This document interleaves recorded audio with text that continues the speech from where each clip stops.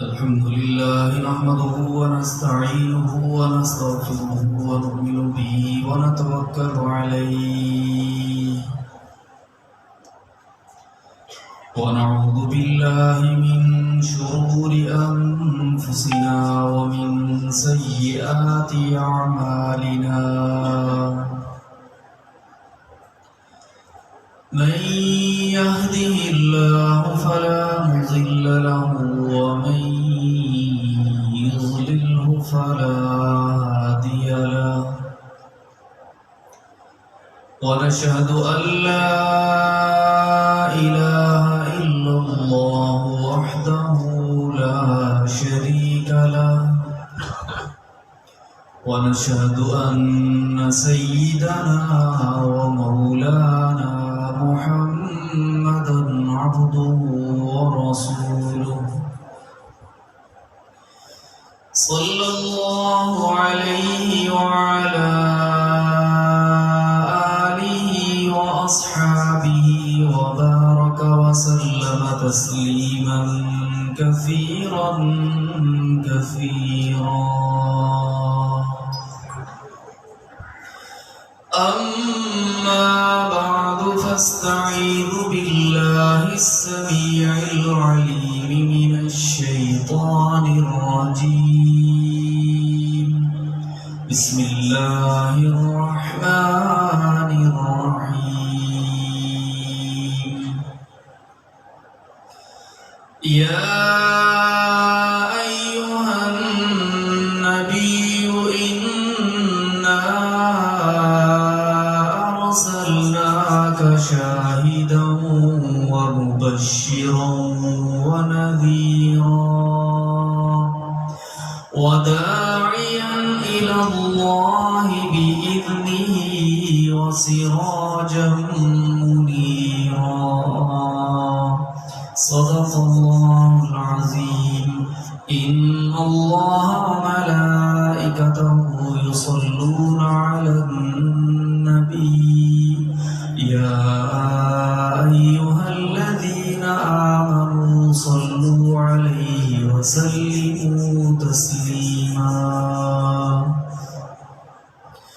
اللهم صل على سيدنا ومولانا محمد وعلى آل سيدنا ومولانا محمد وبارك وسلم وصل عليه. اللهم بارك على سيدنا ومولانا محمد وعلى آل سيدنا ومولانا محمد وبارك وسلم وصل عليه. زباں پر مومنوں کے جب بھی ذکر تاجدار آئے تو لازم ہے کہ اس کے بعد ذکر چار یار آئے. خلافت راشدہ خلافت راشدہ ابو بکر عمر عثمان و حیدر باغ جب ہو تو پھر کیوں کرنا باغ مصطفیٰ میں ایک بہار آئے.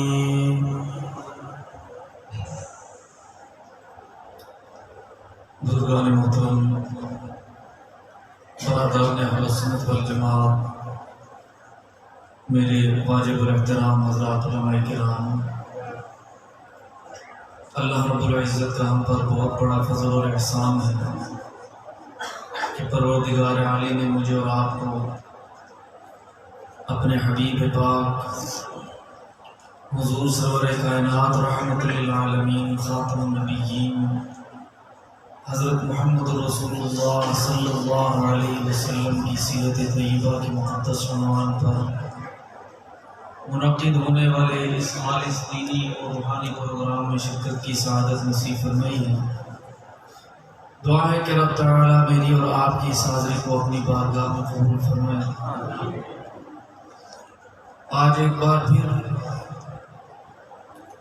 اپنے بزرگ محترم اور آپ کے علاقہ ڈومیلی کی معروف دینی شخصیت حضرت مولانا قاری محمد اسحاق فاروقی صاحب منتظر حکیم کی سارا دعوت کو آپ حضرات کے درمیان موجود ہیں۔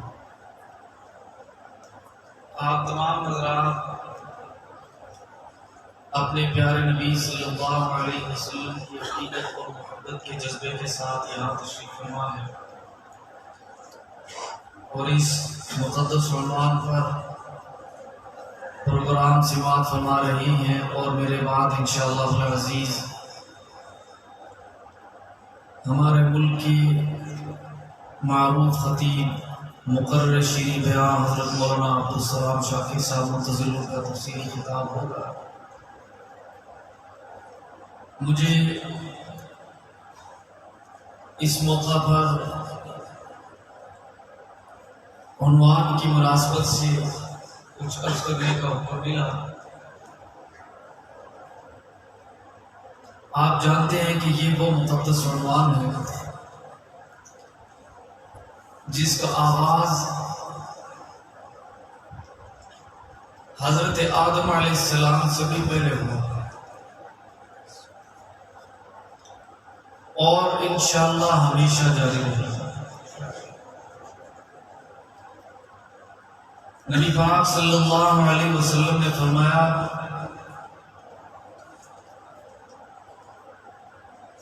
کہ حضرت آدم علیہ السلام جو کہ پوری انسانیت کے باپ ہیں، انسانیت کی ابتدا آغاز ان سے ہوا۔ فرمایا کہ ابھی ان کے جسم کی تکمیل نہیں ہوئی، جسم کے اندر روح نہیں ڈالی گئی، میں اس وقت بھی خاتم النبیین تھا۔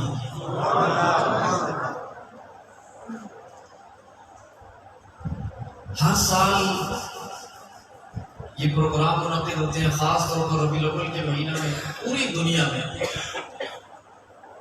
جہاں بھی مسلمان موجود ہیں، ہر چھوٹی بڑی مسجد میں ہر طبقہ اپنے اپنے انداز میں اپنے آقا صلی اللہ علیہ وسلم کے ساتھ عقیدت اور محبت کا اظہار کرتا ہے۔ ہم اسے اپنے لیے باعث سعادت سمجھتے ہیں، ہم اسے اپنے لیے باعث نجات سمجھتے ہیں، اور یہ یاد رکھیے ہم دیکھتے ہیں کہ کس نے کتنا کام کیا ہے، کس نے کتنا عمل کیا، کس نے کتنی نیکیاں کی۔ اللہ کے ہاں عمل سے زیادہ اہمیت نیت اور اخلاص کی ہے۔ بہت دفعہ ایسا ہوتا ہے کہ انسان کا عمل بظاہر بہت بڑا ہوتا ہے لیکن اللہ کے ہاں قبول نہیں ہوتا، اس کی اہمیت نہیں ہوتی۔ اور بعض اوقات عمل بظاہر چھوٹا ہوتا ہے لیکن اللہ کے ہاں اس کا درجہ بہت بڑا ہوتا ہے۔ میں اپنی بات سمجھانے کے لیے ایک مثال عرض کرتا ہوں۔ عید الاضحیٰ کے موقع پر مسلمان قربانی کرتے ہیں، سنت ابراہیمی کو زندہ کرتے ہیں، چھوٹے بڑے جانور ذبح ہوتے ہیں۔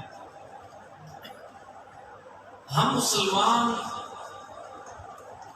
عمل اور کردار کے اعتبار سے دن بدن پیچھے جاتے ہیں، ہمارے اندر بہت ہی زیادہ کمزوریاں دینی حوالے سے، عمل اور کردار کے حوالے سے، اور خرابیاں آ رہی ہیں۔ تو عبادات اور شرعی احکامات کو بھی ہم نے ریاکاری اور دکھلاوے کی زینت بنا دی۔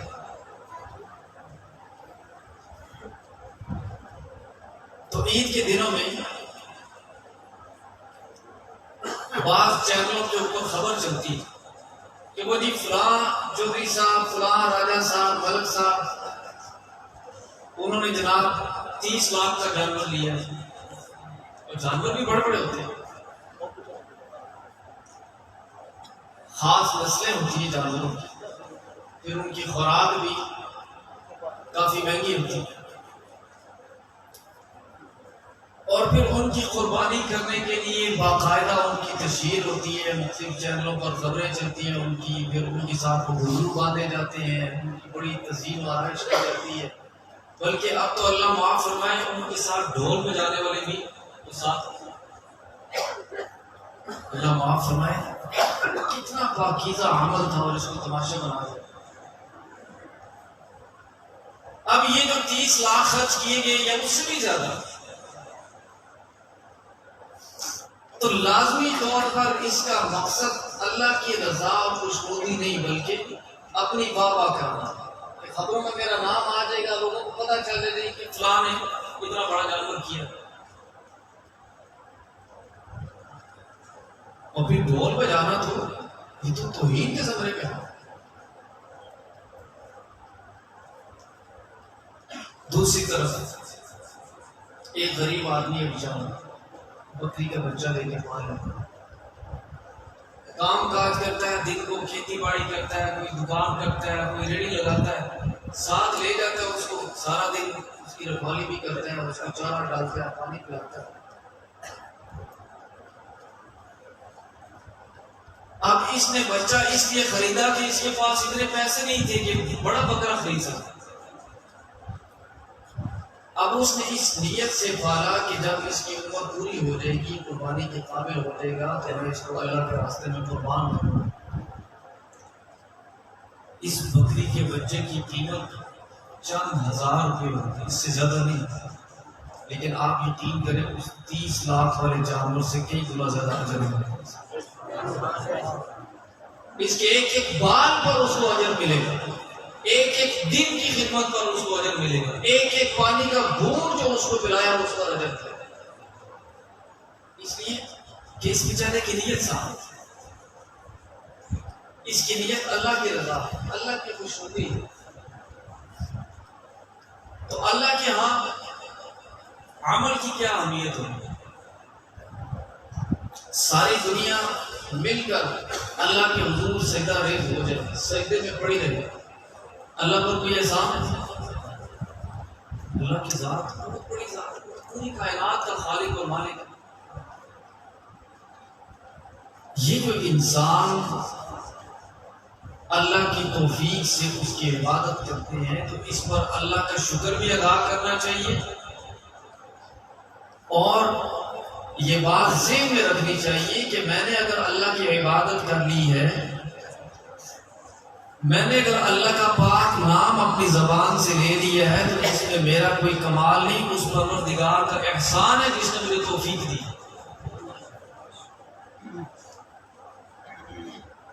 ورنہ اللہ کے پاس نہ انسانوں کی کمی ہے نہ مخلوقات کی کمی ہے، اللہ کے پاس بڑی مخلوق ہے، یہ اس پروردگار کا احسان ہے۔ میرے بزرگوں بھائیوں، ہم یہ جو جلسے کرتے ہیں، پروگرام کرتے ہیں،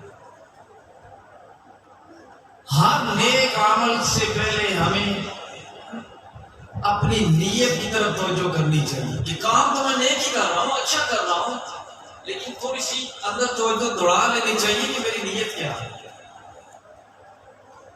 نیت کو سب سے پہلے خالص کرنا ضروری ہے،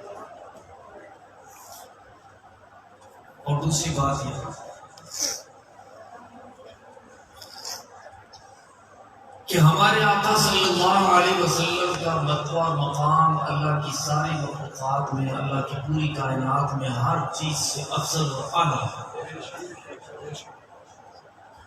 تو اللہ پاک نے اپنے حبیب صلی اللہ علیہ وسلم کو جو چیز بھی عطا فرمائی وہ بھی سب سے اعلیٰ، وہ بھی ہر چیز سے اعلیٰ۔ مثال کے طور پر سابقہ انبیاء علیہ السلام پر کتابیں نازل ہوئی ہیں، صحیفے نازل ہوئے ہیں، شریعتیں نازل ہوئی ہیں، لیکن جو آسمانی کتاب ہمارے آقا صلی اللہ علیہ وسلم پر نازل ہوئی، کیا نام ہے اس کا؟ قرآن مجید، فرقان حمید، یہ تمام آسمانی کتابوں میں سب سے افضل اور اعلیٰ۔ امتیں باقی انبیاء کی. نبی علیہ السلام نے صحابہ علیہ رضوان سے فرمایا کہ قیامت والے دن ہر نبی کی امت وہ اپنے نبی کے پیچھے اور اس حال میں آئیں گے کہ کسی نبی کے ساتھ ہزاروں لوگ ہوں گے. یہ وہ لوگ تھے جنہوں نے دنیا پر اس پاک پیغمبر پر ایمان لایا اور ان کی باتیں مانی اور اب ان کے ساتھ آ گئے.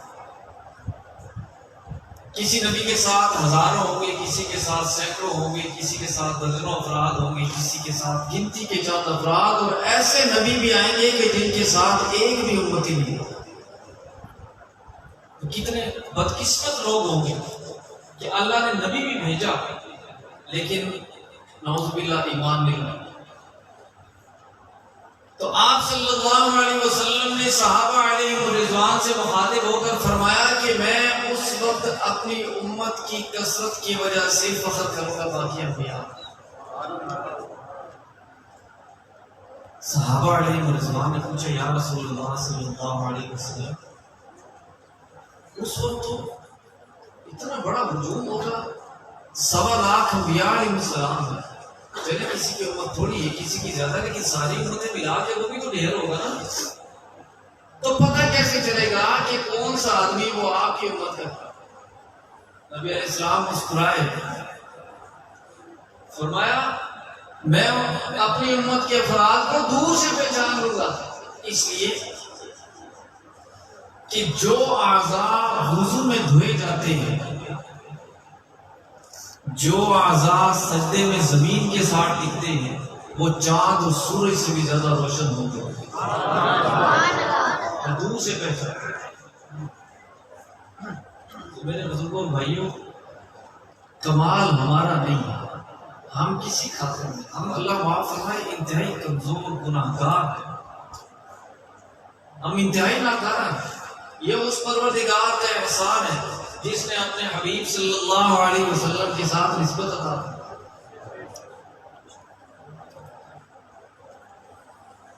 تو اسی طرح اللہ رب العزت نے اپنے حبیب صلی اللہ علیہ وسلم کو جو اہل بیت عطا فرمائے, جو گھر والے عطا فرمائے, وہ بھی تمام انبیاء علیہ السلام کے اہل بیت سے افضل اور اعلیٰ. اور اسی طرح پھر اللہ پاک نے اپنے حبیب صلی اللہ علیہ وسلم کو جو ساتھی, جو صحابہ عطا فرمائے, وہ بھی تمام انبیاء علیہ السلام کے صحابہ سے افضل اور اعلیٰ. جو بھی چیز عطا فرمائے, جس چیز کو بھی آپ صلی اللہ علیہ وسلم کے ساتھ نسبت حاصل ہے, وہ چیز سب سے اعلیٰ ہے. اب آپ یہ بتائیں کہ اس جلسے کو نسبت کس چیز کی حاصل ہے جس میں آپ بیٹھے ہوئے ہیں؟ دنیا میں بڑی بڑی مجلسیں, بڑی بڑی محفلیں, بڑے بڑے محلات, وائٹ ہاؤس اور فلاں ہاؤس اور فلاں, بڑے بڑے جناب ادھر قیمتی عمارتیں, مہنگے قالین, پتہ نہیں کیا کیا دنیا کے اندر, بڑے بڑے مہنگے ہوٹل اور بڑا کچھ. مختلف نوعیت کے پروگرام بھی ہوتے ہیں, سیمینار بھی ہوتے ہیں, میٹنگیں اور اجلاس بھی ہوتی ہیں, نشستیں ہوتی ہیں.